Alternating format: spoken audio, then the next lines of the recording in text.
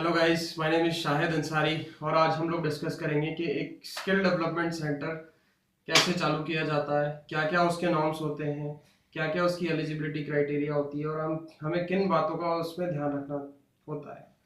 सबसे पहले मैं आपको बता देता हूँ, हम लोग डिस्कस करते हैं बिल्डिंग नॉर्म्स। जो बिल्डिंग नॉर्म्स होते हैं, दो तरीके के सेंटर होते हैं हमारे पास। एक सेंटर होता है रेजिडेंशियल और एक होता है non residential skill development programme के अंदर। नॉन रेसिडेंशियल जो सेंटर्स होते हैं उसमें जो क्लासरूम का क्राइटेरिया होता है वो होता है 30 स्क्वायर मीटर। 30 स्क्वायर मीटर को हम स्क्वायर फीट में भी कन्वर्ट करके निकाल सकते हैं। तो 30 स्क्वायर मीटर का हम लोगों को क्लासरूम चाहिए होते हैं और 30 स्क्वायर मीटर की हम लोगों को लैब्स की रिक्वायरमेंट होती है। तो सबसे पहले जो कंसर्न आता है जब भी हम एक फ्रेंचाइजी मोड में सेंटर चालू करते हैं, तो एक थोड़ा सा फाइनेंशियल बैकअप भी हम लोगों को रखकर साथ में चलना होता है। तो कंसर्न यही आता है सबसे बड़ा कि हम एक बिल्डिंग जो है, हम ऐसी बिल्डिंग देखें जो हम ओन करते हो। अगर आप फ्रेंचाइजी मोड पर स्किल डेवलपमेंट चालू करेंगे और वो अगर बिल्डिंग आप रेंट पर लेते हैं तो वो ज़्यादा आपको फ्रूटफुल नहीं होगी। इट्स बेटर कि हम लोग एक ऐसी बिल्डिंग देखें जो हमारे खुद की घर की हो और किसी को रेंट ना देना पड़े, या फिर जो बिल्डिंग हम लोग डिसाइड कर रहे हैं जिसकी बिल्डिंग है उसको उसमें हम पार्टनर बना लें। क्योंकि जो सारी कैलकुलेशन हम लोग करते हैं स्किल डेवलपमेंट प्रोग्राम्स की वो करते हैं हम 3 मंथ्स के अकॉर्डिंग।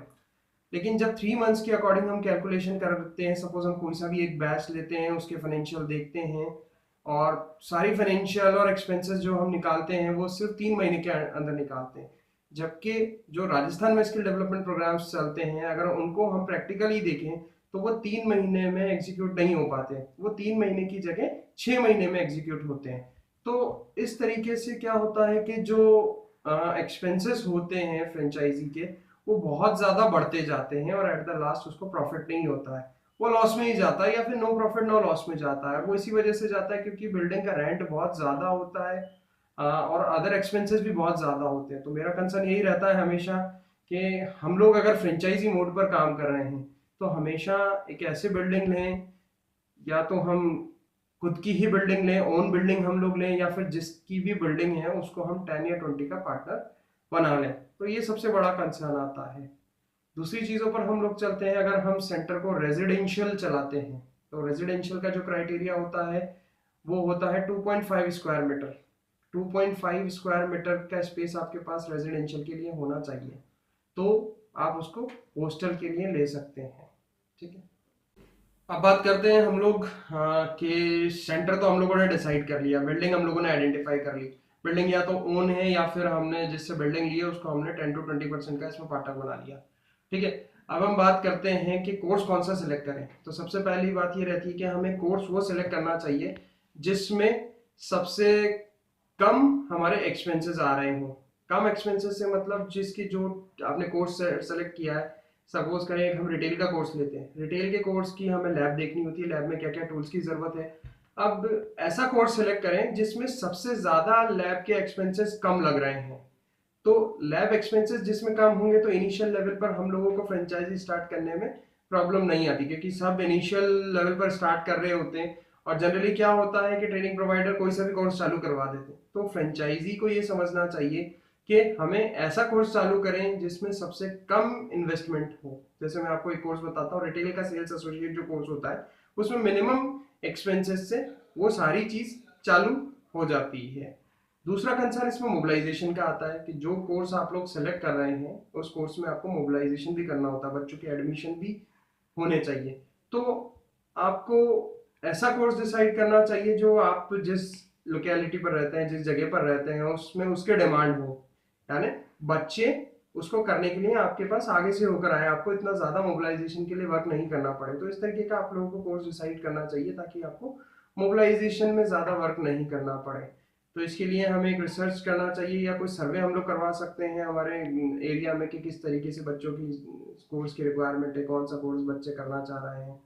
और एक छोटा सा इंग्लिश स्पोकन का भी हम लोग उसमें पैकेज डाल सकते हैं और बेसिक कंप्यूटर्स का भी। तो ये जो सारी चीज़ें थी ये थी हमारी कि जब हम फ्रेंचाइजी मोड पर किसी से सेंटर लेते हैं और एग्जीक्यूट करते हैं तो हमें दोनों चीज़ों का ध्यान रखना होता है। बिल्डिंग पार्ट पर हम लोगों को ध्यान रखना होता है और एक लैब कोर्स इस तरीके से डिसाइड करते हैं कि हमारा मिनिमम इन्वेस्टमेंट जो हो वो कम हो। अब हम बात करते हैं कि अगर आप जो सेंटर लेना चाहते हैं, आप अपना संस्थान को डायरेक्टली गवर्नमेंट से रजिस्टर्ड करवाना चाहते हैं, मतलब फ्रेंचाइजी ना बनकर अगर हम डायरेक्ट गवर्नमेंट से लेना चाहते हैं, तो उसमें कुछ चेक पॉइंट्स होते हैं जो हम लोग को लेने से पहले सारी चीज़ें ध्यान में रखना चाहिए। जैसे अगर गवर्नमेंट का जो विंडो ओपन होता है एफिलिएशन के लिए, तो उसमें कुछ चीज़ें मांगी जाती है। उसमें ये चीज़ें मांगी जाती हैं कि आपके पास इतने बच्चों को आपने ट्रेन किया हो, कुछ इतने बच्चों को आपने प्लेस्ड किया हो, आपके जो संस्थान है उसका टर्नओवर इतना होना चाहिए। तो ये सारी चीज़ें हमें पहले से प्रिपेयर करके रखना चाहिए। जैसे मैं आपको बताता हूँ कि जैसे बच्चों का ट्रेनिंग गवर्नमेंट मांगती है कि आपने कम से कम मिनिमम 1000 स्टूडेंट्स को ट्रेन किया हुआ होना चाहिए। तो हम इस ट्रेनिंग के लिए मतलब जनरली लोगों के पास होता नहीं है इतना ज़्यादा फिगर, तो हम लोग प्राइवेट सर्टिफिकेशन का डाटा उन्हें शो कर सकते हैं। जो भी आप प्राइवेट मतलब इससे पहले से आप थोड़ा सा होमवर्क कीजिए। होमवर्क में क्या कीजिए कि हाँ, आप फ्री में आप लोग ट्रेनिंग ऑर्गेनाइज करवाइए। फ्री में ट्रेनिंग ऑर्गेनाइज करने के लिए आप जैसे कोई सा भी कोर्स, जैसे कंप्यूटर बेसिक हो गया, इंग्लिश स्पोकन हो गया, टैली की क्लासेस हो गई, ये सारी चीज़ों की क्लासेस आप ऑर्गेनाइज कीजिए। एक एक मंथ की इनकी के बच्चों की क्लासेस लगवाइए और फ्री में उनको सर्टिफिकेशन डिस्ट्रीब्यूट कीजिए। तो आप फ्री में जैसे उन लोगों को सर्टिफिकेशन पढ़ाएंगे तो आपका भी प्रोफाइल इसमें बिल्डअप होगा। तो इस तरीके से आपको कम से कम 1 से 2 हज़ार बच्चों को आप लोगों को ट्रेन करना रहेगा और सर्टिफिकेट करना रहेगा। तो इस तरीके से थोड़ी थोड़ी प्रोफाइल बिल्डअप होगी।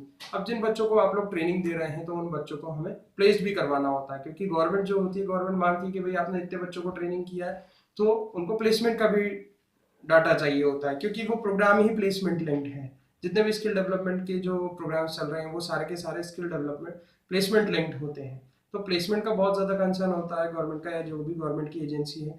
तो उसमें आप अगर 1000 बच्चे का अगर आप ट्रेन करवा रहे हैं तो कुछ उसमें आपको 30 to 40% आपको प्लेसमेंट भी शो करना होता है। तो उसके हिसाब से आप अकॉर्डिंग वर्क कीजिए, बच्चों को इस अकॉर्डिंग पढ़वाइए कि कुछ आप प्लेसमेंट का भी शो कर पाए। तो ये तो हो गई ट्रेनिंग और प्लेसमेंट की बात। इसके बाद जो होता है वो टर्नओवर का भी होता है। गवर्नमेंट कुछ एक स्पेसिफिक टर्नओवर मांगती है कि आपका इतना मच आपको टर्नओवर होना चाहिए, तो उसके बारे में भी आपको ध्यान रखना चाहिए। आपकी संस्था आप 2-3 साल से चलाते हैं तो उस पर टर्नओवर का बहुत ज़्यादा ध्यान रखें। जनरली जो होता है स्किल डेवलपमेंट में टर्नओवर का वो 1-2 करोड़, 1 करोड़, 2 करोड़ से लेके 5 करोड़ तक का वो लोग टर्नओवर मांगते हैं। जनरली यही होता है, सभी एजेंसीज का अलग अलग होता है। जैसे स्किल डेवलपमेंट अलग अलग एजेंसीज का अलग अलग टर्नओवर का क्राइटेरिया होता है, अलग अलग स्कीम्स का भी अलग अलग क्राइटेरिया होता है। तो ये चीज़ें हम लोग को ध्यान में रखना चाहिए कि टर्नओवर हम लोग मेंटेन करें और ट्रेनिंग टारगेट्स हम लोग मेंटेन करें, उनका प्लेसमेंट रेशियो हम इंक्रीज करें। और भी जैसे जितने भी हमारे पास कंपनीज होती हैं जिनमें हम बच्चों को प्लेस करा सकें, उनको लेटर ऑफ इंटेंट साइन करके हम लोग रखें।